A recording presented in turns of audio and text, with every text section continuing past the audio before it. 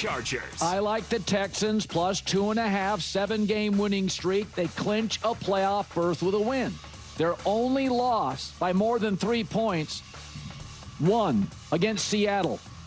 That's it. Well, Seattle beats up on a lot of people. Woody Marks is back. Huge part of their offense. The Chargers, 18th in the NFL on offense since Week 11 because their offensive line is using backups.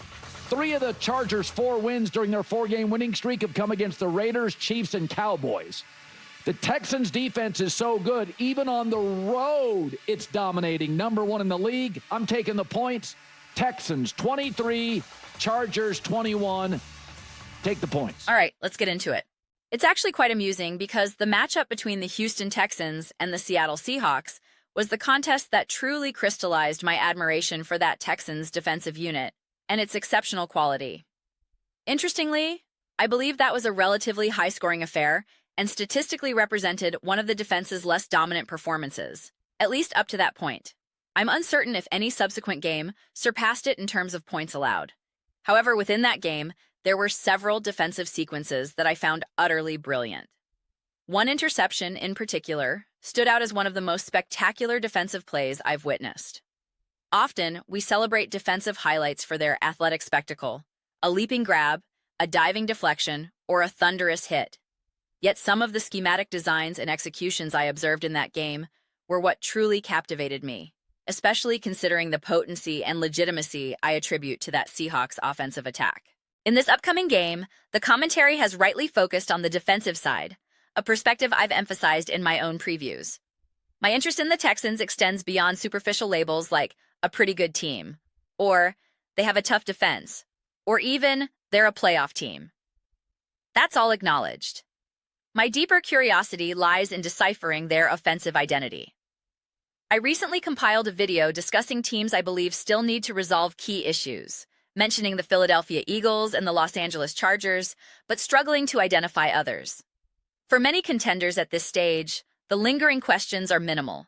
It simply becomes a matter of playoff readiness. Can the Jacksonville Jaguars elevate when it matters?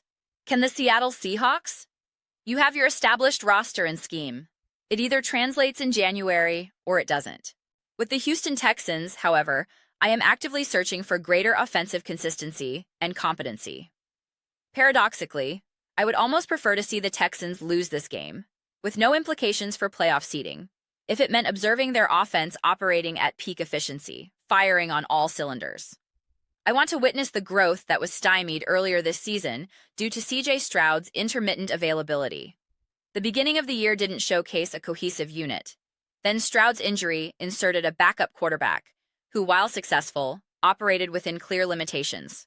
Upon Stroud's return, success has followed, but it remains largely anchored by the exceptional defense. There's absolutely nothing wrong with that model.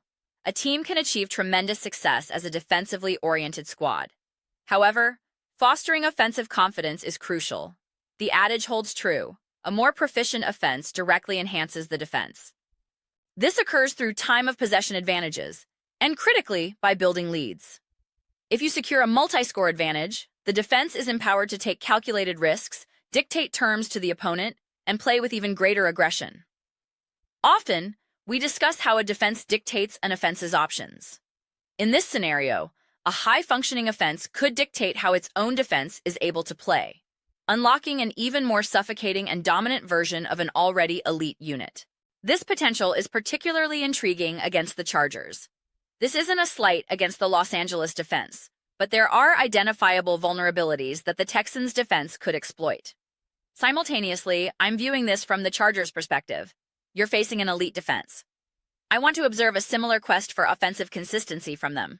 I'm cognizant of their injury challenges, which complicates matters, but as we approach the postseason, it's time for answers. Is offensive inconsistency their fatal flaw, or can they devise a solution?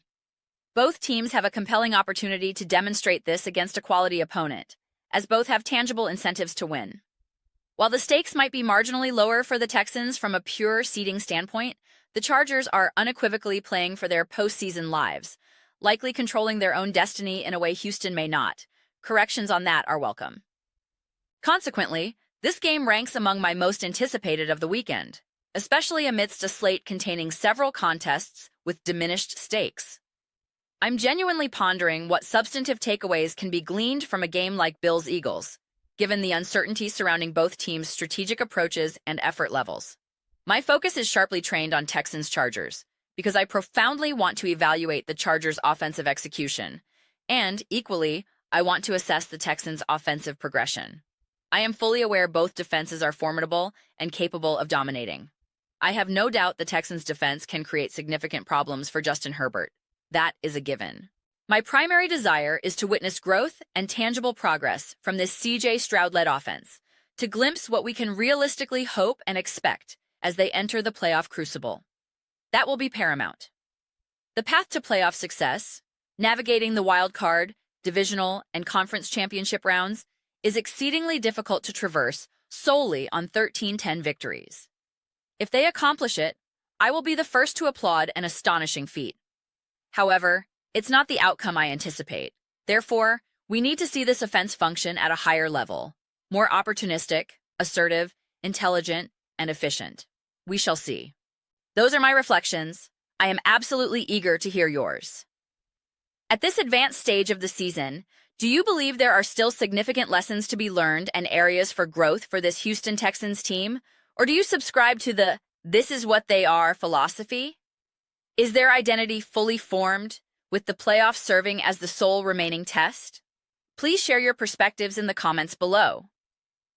I read every single comment, whether you agree or disagree with my viewpoint.